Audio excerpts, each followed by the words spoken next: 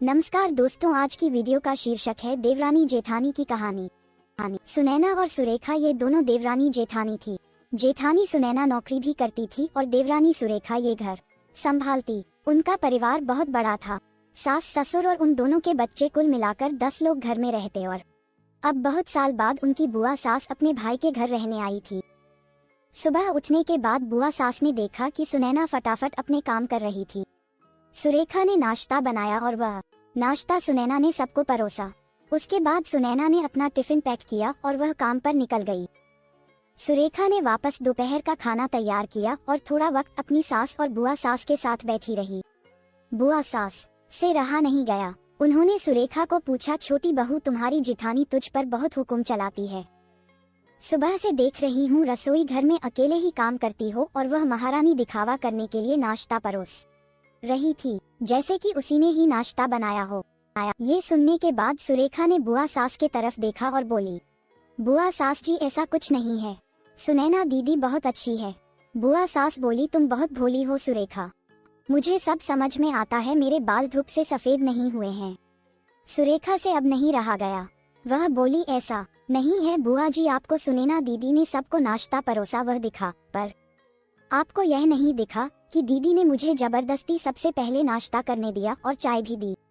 वह रोज मुझे ऐसे सबसे पहले ही नाश्ता दे देती है, नहीं तो सबके लिए नाश्ता करते करते मैं खुद के लिए नाश्ता बनाना भूल जाऊंगी। दीदी मेरी कितनी चिंता करती है। दीदी सुबह जल्दी उठकर मंदिर साफ करती है, फूल सजाकर रखती है और मुझे उनके 1 घंटे बाद उठने के लिए कहती है। शाम को आते समय बाजार से सब्जी भी लेकर आती, क्योंकि हमारे मिस्टर रात को देर से आते हैं और मम्मी जी को सुनैना दीदी ने बाजार में जाने को मना किया है, क्योंकि अब उनकी उम्र 60 साल से ज्यादा हो गई। बाजार में जाते समय उनको तकलीफ होगी, उनके पैर बहुत दुखेंगे। कभी उनको बाहर घूमने का मन हुआ तो सुनैना दीदी छुट्टी लेकर उनको घुमाने ले जाती है। और हाँ बुआ जी, दीदी रोज शाम को आने के बाद वह कितनी भी थकी हो तब भी मुझे खाना बनाने में मदद करती है। वह मेरी बड़ी जेठानी जरूर है, पर मुझे अपनी छोटी बहन ही समझती है और मैं उनको अपनी बड़ी बहन समझती हूँ।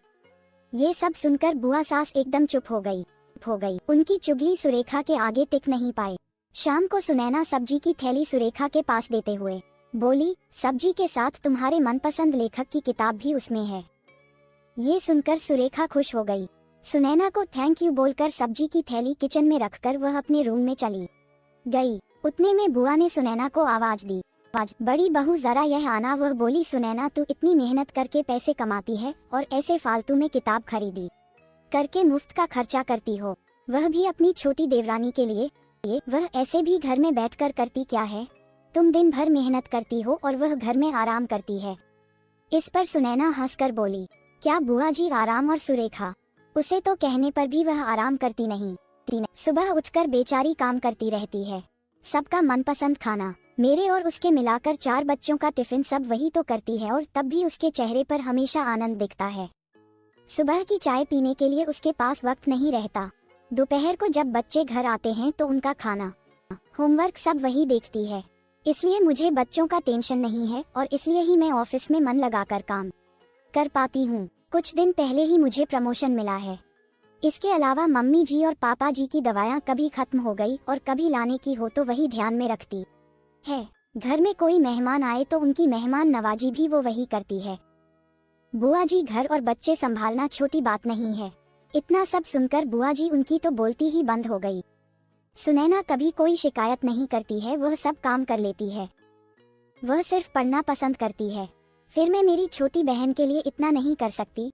मैं नहीं करूँगी तो फिर कौन करेगा? इतना बोलकर सुनैना अपने रूम में चली गई। ये सब बोलना सुनैना की सास पीछे खड़े होकर सुन रही थी। वह बुआ के पास आई और बोली, जीजी ये दोनों देवरानी जेठानी जरूर है, लेकिन उनका रिश्ता 2 सगी बहनों से ज्यादा पक्का है। मेरे घर की मजबूत दीवारें हैं ये दोनों। पहले मैं भी एक बुरी सास थी, हमेशा इन दोनों में झगड़ा लगाने का प्रयास करती थी, पर ये दोनों के प्यार के आगे मैं भी हार गई। वैसे भी झगड़ा लगाकर नुकसान तो हमारे ही घर का होगा ना। पर यह बात बुआ को समझ में नहीं आई। रुदन करते हुए कमरे से बाहर चली गई, क्योंकि उन दोनों में झगड़ा लगाने के लिए ही वह आई थी। पर सुनैना और सुरेखा, इनके जैसी 2 समझदार देवरानी जेठानी के बीच झगड़ा करवाना बहुत मुश्किल था। तो दोस्तों, सुनैना और सुरेखा इनकी जैसे समझदार देवरानी जेठानी जिस घर में होंगे उस घर का कोई बुरा नहीं कर सकता। जिस घर में ऐसी बहुएं होंगी वह घर स्वर्ग बन जाएगा।